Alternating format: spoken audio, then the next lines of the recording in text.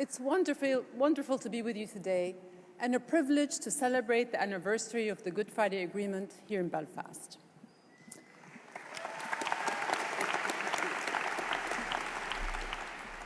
When I think back to 1998, the year the agreement was signed, I think of my late father-in-law, His Majesty King Hussein.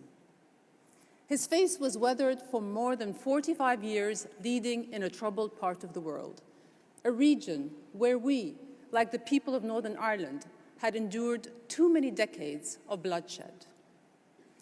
I distinctly remember when the Good Friday Agreement was signed. I happened to be with His Majesty that day, having a casual conversation over dinner, with the TV in the background. I remember how his face just lit up at the news. If they can do it in Northern Ireland, then we in the Middle East can too, he said. King Hussein's hope defied the violence and loss that marked his own life. When he was only 15, he saw his beloved grandfather shot dead at the gates of Al-Aqsa Mosque in Jerusalem. One of the assassin's bullets struck him too, but was deflected by a medal on his chest. I've always wondered if that's why King Hussein lived the rest of his years so fully. He saw our time on earth for what it is, finite, fragile, and never to be taken for granted. In 1998, the year of the Good Friday Agreement, His Majesty King Hussein was battling cancer. That fall, he was undergoing chemotherapy. But when he was called to help salvage talks for a milestone agreement between the Israelis and Palestinians, my father-in-law didn't hesitate. He unhooked his IV, left his hospital bed, and flew to Wye River, Maryland, to support the parties in their negotiations. And when, after 9 days, they reached an agreement, His Majesty spoke at the signing. He started by joking that the peace process had made the American envoy's hair turn gray. And then he said, "I've lost all mine, even my eyebrows. But this is part of the life in which we live.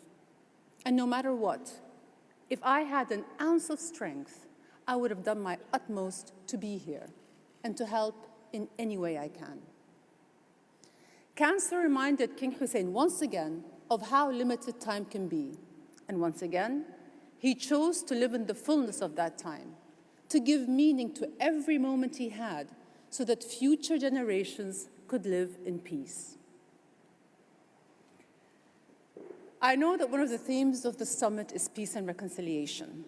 And today, I want to talk to you about that from the prism of time, how limited it is, how hope can endure the test of time, and how we can expand what time we have by using it well.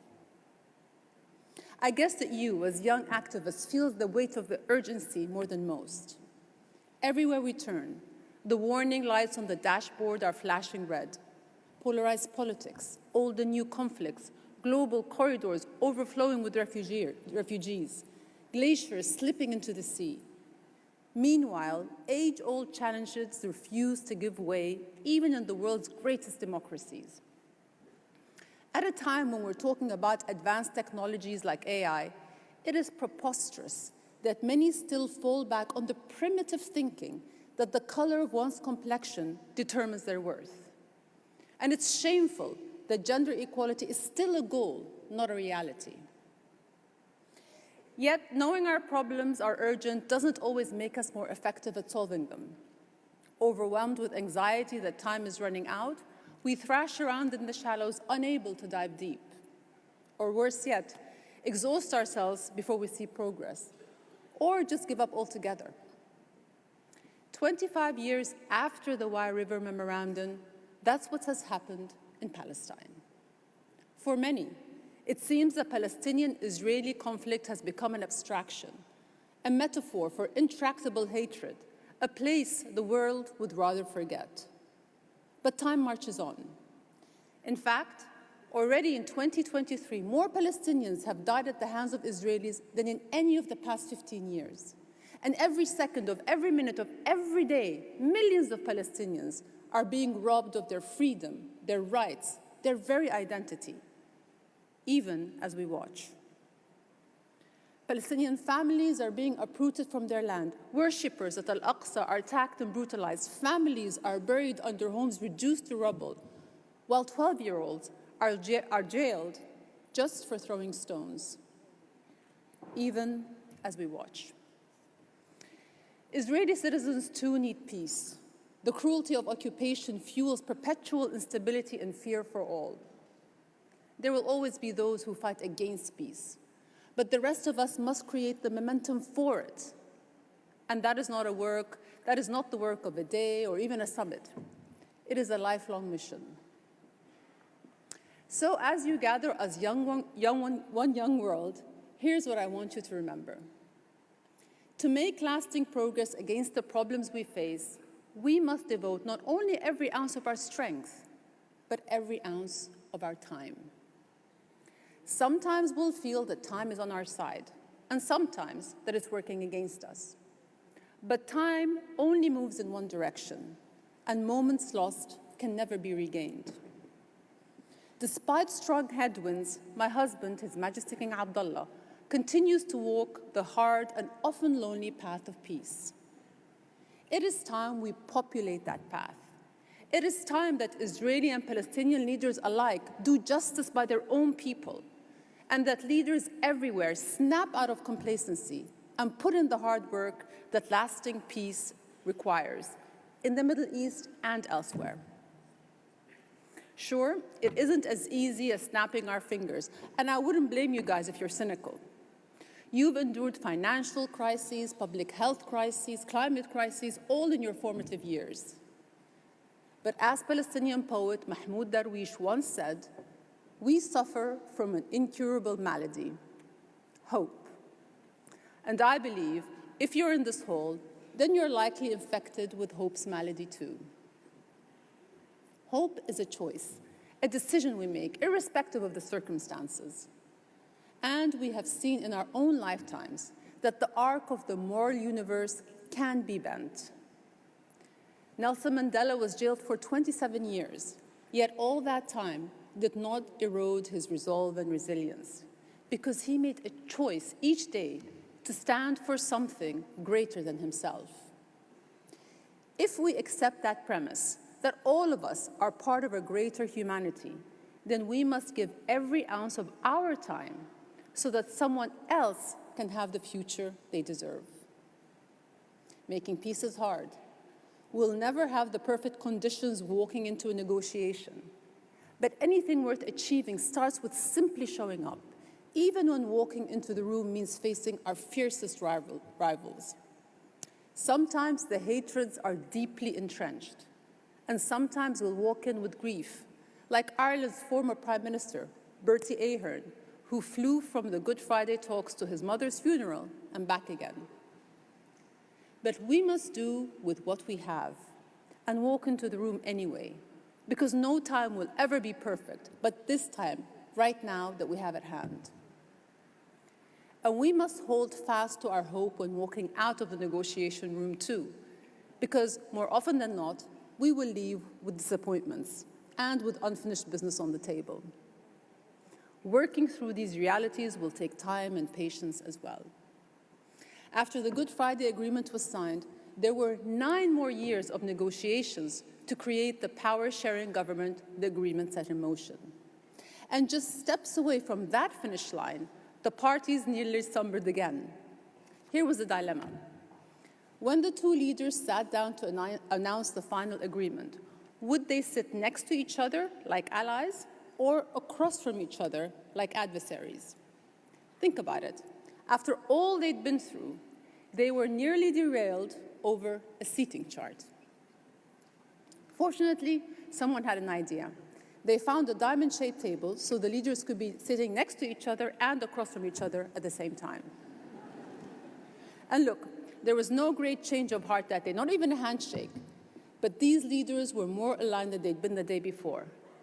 And isn't that some kind of miracle? Still, miracles don't happen overnight. Complex problems defy hasty fixes. That defining moment at the diamond-shaped table had been in the making for nearly a decade.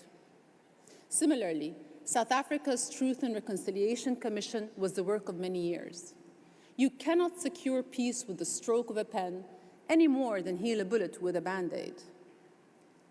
The truth is, we have to take our time in order to use it well. So we face the paradox.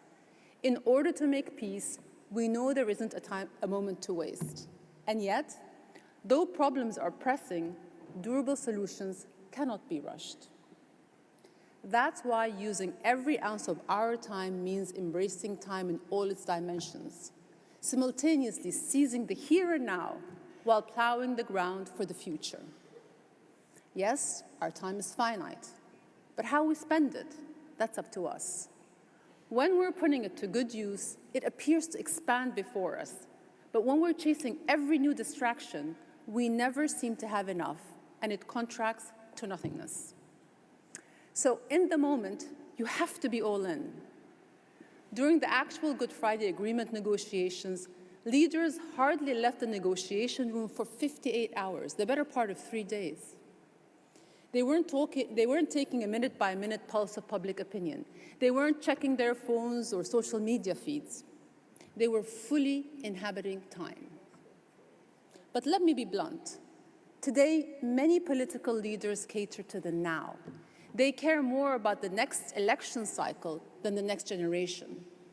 And many seem more inclined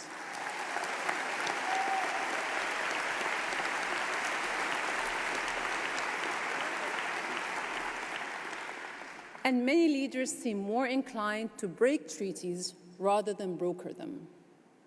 And it is ironic that those most affected by conflict, the women and young people who endure its consequences day in, day out, have historically been absent from conversations around peace, even though they have the greatest motivation to find the creative compromises that genuine peace demands. In my view, we don't need more diamond-shaped tables. We need bigger ones with lots more chairs.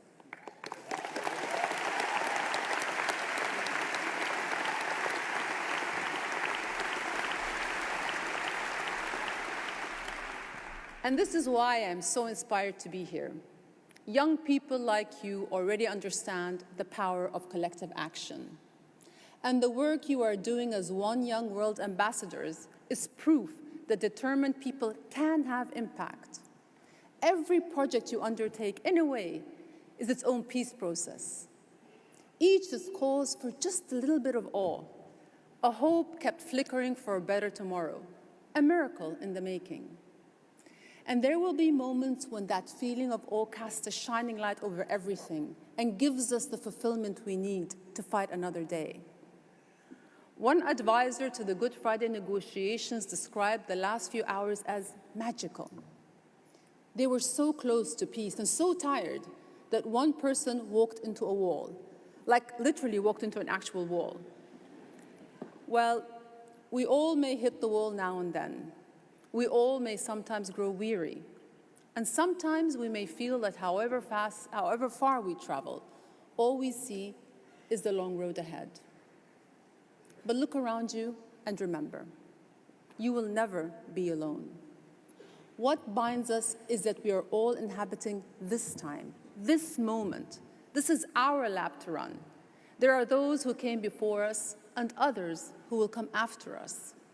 But right now, as long as we live and breathe, we've been entrusted with humanity's baton. And if we apply every ounce of our time, we can push through every headwind, finish our race, and pass on a better world for those who follow. Thank you all very much.